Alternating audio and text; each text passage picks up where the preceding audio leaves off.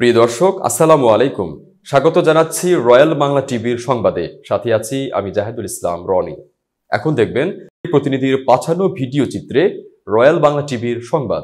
জুলাই আগস্টে ফ্যাসিবাদের বিরুদ্ধে আন্দোলনে অংশগ্রহণকারী Bangladesh medical studies and research ইনস্টিটিউটের সহকারী অধ্যাপক এনাটমি বিভাগ বিএমসির ডাক্তার ফারজানা মাকসুদের ভূমিকা ছিল প্রশংসনীয়, যা সে সময়ে সামাজিক যোগাযোগ মাধ্যমে ব্যাপক সাড়া ফেলেছিল। দুঃখের বিষয় হল, বাংলাদেশ মেডিকেল কলেজের বর্তমান চেয়ারম্যান অধ্যাপক কাজী মাজহারুল ইসলাম দোলন তার ব্যক্তিগত আক্রোশের শিকার হয়ে 15 মে এক অফিস আদেশে অনারি সেক্রেটারি ইসি বিএমএসআরআই এর মেজর জেনারেল মোহাম্মদ রফিকুল ইসলাম চাকুরি থেকে সাময়িকভাবে বরখাস্ত করেন। জানা যায়, ডাক্তার ফারজানা মাকসুদের বিরুদ্ধে মিথ্যা অভিযোগ এনে তাকে সাময়িক অব্যাহতি দেয়া হয়। এ বিষয়ে তিনি 15 মে বিএমএ ভবনের সামনে সাংবাদিকদের বলেন, আমি অ্যাসিস্ট্যান্ট প্রফেসর হিসেবে বাংলাদেশ মেডিকেল কলেজে আছি। আমার এখানে বলার উদ্দেশ্য হচ্ছে যে ফ্যাসিবাদ যেটা আমরা মনে করি যে বাংলাদেশ থেকে চলে গেছে, সেটা এখনো যায় নাই। আমি এর একদম জলজান্ত দৃষ্টান্ত যে আমি এই ফ্যাসিবাদ দিয়ে আমাকে আক্রমণ করা হচ্ছে। আমার ২০ আন্দোলনে আমি জীবন বাজি রেখে 19শে জুলাই থেকে শুরু করে যে শাহবাগের যে আন্দোলন ছিল, সেই আন্দোলনে আমি জীবন বাজি রেখে আমি রাস্তায় ছিলাম। আমি আমার সন্তানদের জন্য রাস্তায় ছিলাম, আমি একটা মা হিসেবে রাস্তায় ছিলাম, আমি একটা শিক্ষিকা হিসেবে রাস্তায় ছিলাম। আমি 19শে জুলাই আমার ফেসবুক থেকে শুরু করে কোনো মানুষ একটা পোস্ট দিতে পারতো না, আমি সারাক্ষণ ফেসবুকে পোস্ট দিয়েছি। আমি ইউএন, সিএনএন, বিবিসি কোথায় না আমি মেইল করেছি, কোথায় না আমি মেসেজ করেছি। সেই আমি জুলাই 24-এর আন্দোলনে আমি এইভাবে জীবন বাজি রেখে আন্দোলন করে আমি বাংলাদেশ মেডিকেলে আছি। আমার ওইখানে চেয়ারম্যান হচ্ছে আব্দুর রাজ্জাক, তৎকালীন এমপি ছিলেন উনি।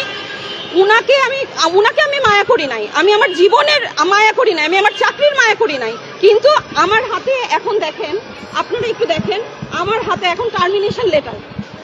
এই টার্মিনেশন লেটার, আমি একটা জুলাই 24 আন্দোলনের একটা যোদ্ধা, আমার এখন হাতে এই টার্মিনেশন লেটার। আমি জুলাই 24 আন্দোলনের পরে আমি যখন বাংলাদেশ মেডিকেল টেক ওভার করেন একজন বিএনপি নেতা ডক্টর মাজহারুল ইসলাম দোলন। উনার স্বৈরাচারী শাসন সম্পর্কে আমরা আমাদের শিক্ষা জীবন থেকে আমরা অবগত।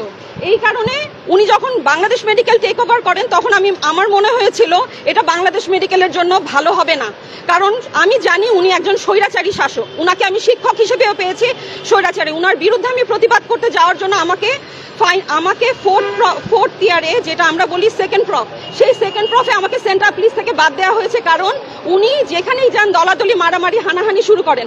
উনি আমাদের ভাই সমতুল্য বন্ধুর গায়ে হাত তুলেন।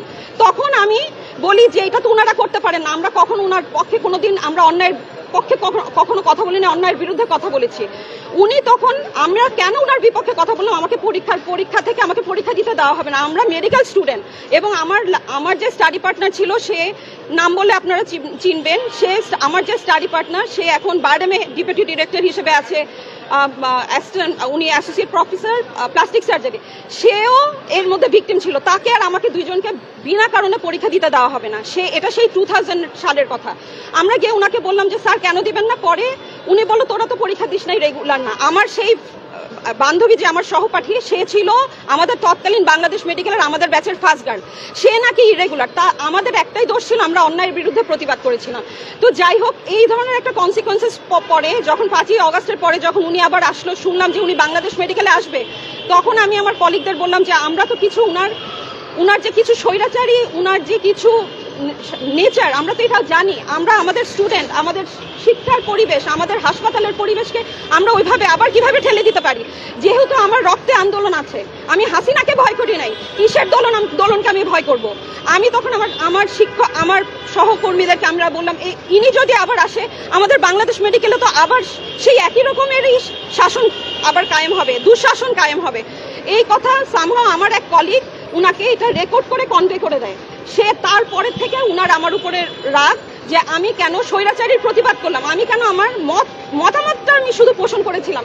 আমি তখনও উনাকে নিয়ে কোনো মুভমেন্টেই যাইনি, আমি শুধু উনাকে আমার মতামতটা পোষণ করেছিলাম। যে উনাকেও না, আমি ভায়া মিডিয়া একটা খুবই বন্ধুসুলভ কনভারসেশনে কলিগদের সাথে বলেছিলাম উনি এটাকে পুঁজি করে একদিন আমি ক্লাস করছি, উনি এসে আমাকে ক্লাসের মধ্যে 100 স্টুডেন্ট, ওইখানে মনে হয় কম করে হলো 100, আমাদের বাংলাদেশ মেডিকেলের প্রিন্সিপাল ছিলেন পিকে স্যার, ওইখানে আমার ডিপার্টমেন্টের হেড, সাথে উনার একটা সন্ত্রাসী 15-20 জন আমার যে বাংলাদেশ মেডিকেলের যারা কিছু ছাত্র নিয়ে উনি একটা সন্ত্রাসী সংগঠনের মতো উনার বিপক্ষে যারা কথা বলে তাদেরকে দিয়ে হামলা করে।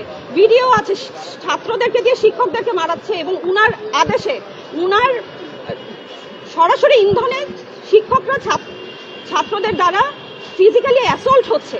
এইরকম একটা শিক্ষক তখন কি করলো, উনি প্রথমে এসে আমাকে অ্যাটাক করলো, তোর এত বড় সাহস তুই আমার এগেইনস্টে কথা বলি। আমি তখন আমার স্টুডেন্টদের পরীক্ষা নিচ্ছি, উনি আমাকে এসে বলে তোর এত বড় সাহস তুই আমার বিরুদ্ধে কথা বলিস। কারো বিরুদ্ধে কথা বলা, কারো আমি কাকে সমর্থন করব কি করব না সেটা আমার ব্যক্তিগত মতামত এবং এটা আমার রাইট। এটা তো আপনার 5ই আগস্টের আগে না, এটা 5ই আগস্টের পরে। আপনি ভুলে গেলে তো চলবেন না। আমি কাকে সমর্থন করব এটা আমার সম্পূর্ণ আমার ব্যক্তিগত মতামত। আপনি জিবির চেয়ারম্যান হয়ে আসছেন, আপনি আপনার জায়গায় থাকেন, আমার মতামতকে তো আপনার ভয় পাওয়ার কোনো কারণ নাই। আপনি আপনার মহৎ কাজ করতে পারলে করেন, করে আপনি আপনার যে জীবনের যা অর্জন, যা সামনে আপনি অর্জন করবেন সেটা করেন।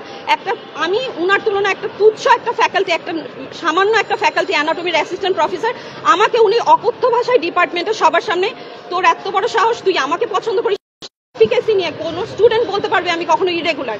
উনি আমাকে প্রমাণ করার চেষ্টা করলো আমি অননুমোদিত ছুটি নেই, আমি ইচ্ছাকৃতভাবে বিভিন্ন ইরেগুলারিটি দেখাই। উনি 2 দিন পরে পরে আমার নামে শোকজ করে, সেই শোকজ পাবলিক গ্রুপে আমাকে খারাপভাবে হেয় প্রতিপন্ন করে, মানসিকভাবে আমাকে হেনস্থা করে দিনের পর দিন।